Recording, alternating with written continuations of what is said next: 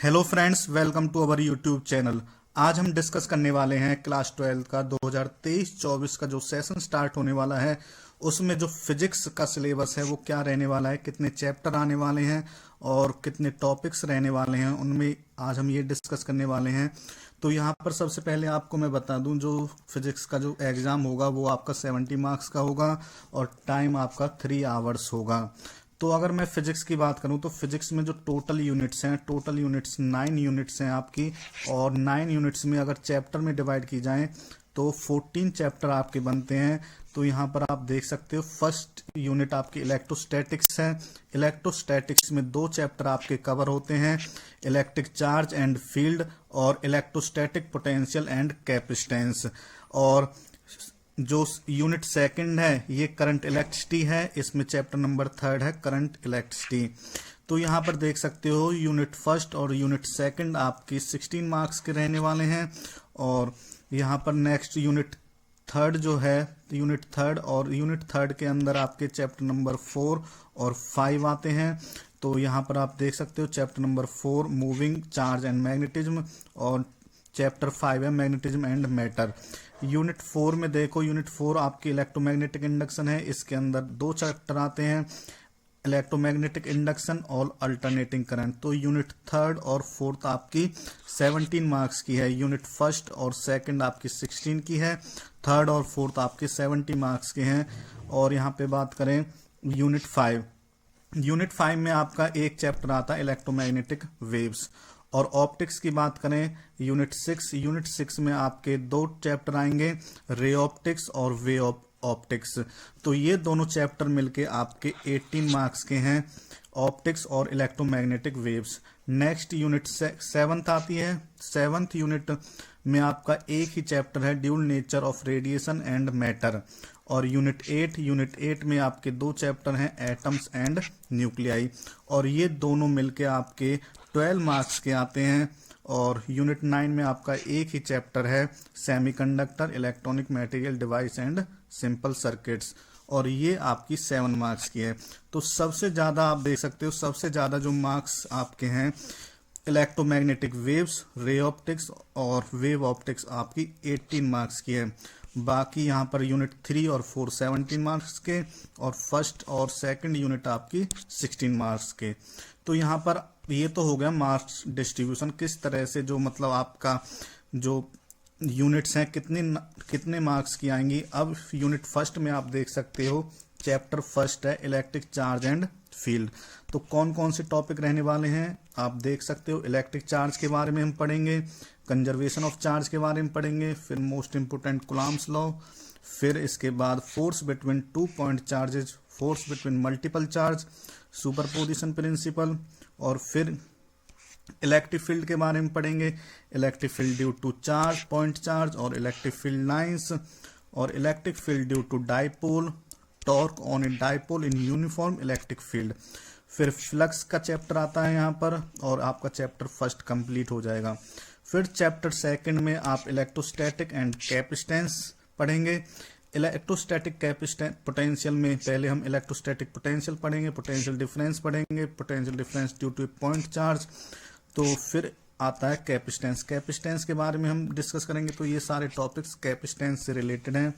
फिर इसके बाद यूनिट सेकंड में आप देख सकते हो करंट इलेक्ट्रिसिटी में इलेक्ट्रिक करंट के बारे में पढ़ेंगे, फ्लो ऑफ इलेक्ट्रिक चार्ज के बारे में पढ़ेंगे, ड्रिफ्ट वेलोसिटी, मोबिलिटी।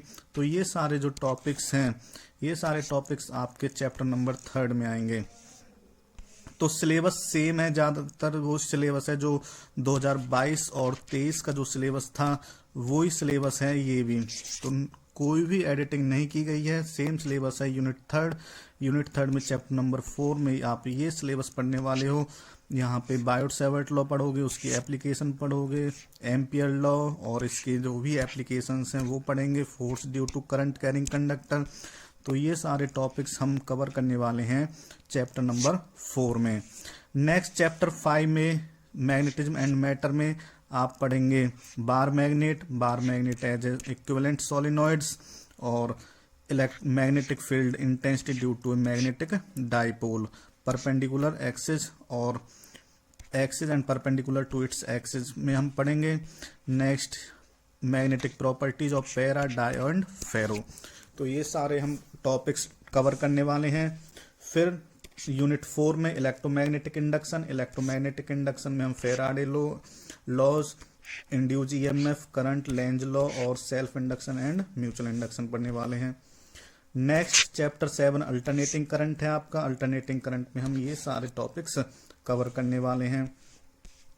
फिर यूनिट 5 आपकी इलेक्ट्रोमैग्नेटिक वेव्स है। इलेक्ट्रोमैग्नेटिक वेव्स आपकी बहुत ही छोटी यूनिट है, 4 पीरियड्स की यूनिट है ये। तो इसमें हम केवल इलेक्ट्रोमैग्नेटिक वेव्स के बारे में पढ़ेंगे और उनकी प्रॉपर्टीज क्या क्या होती हैं ये सब हम डिस्कस करेंगे इलेक्ट्रोमैग्नेटिक वेव्स में। फिर आपकी यूनिट आती है ऑप्टिक्स। ऑप्टिक्स बहुत बड़ी यूनिट है, ये 2 पार्ट्स में डिवाइड है, रे ऑप्टिक्स और वेव ऑप्टिक्स। तो टोटल जो पीरियड्स हैं ऑप्टिक्स के 30 पीरियड्स हैं, बहुत ही इंपॉर्टेंट यूनिट है ये।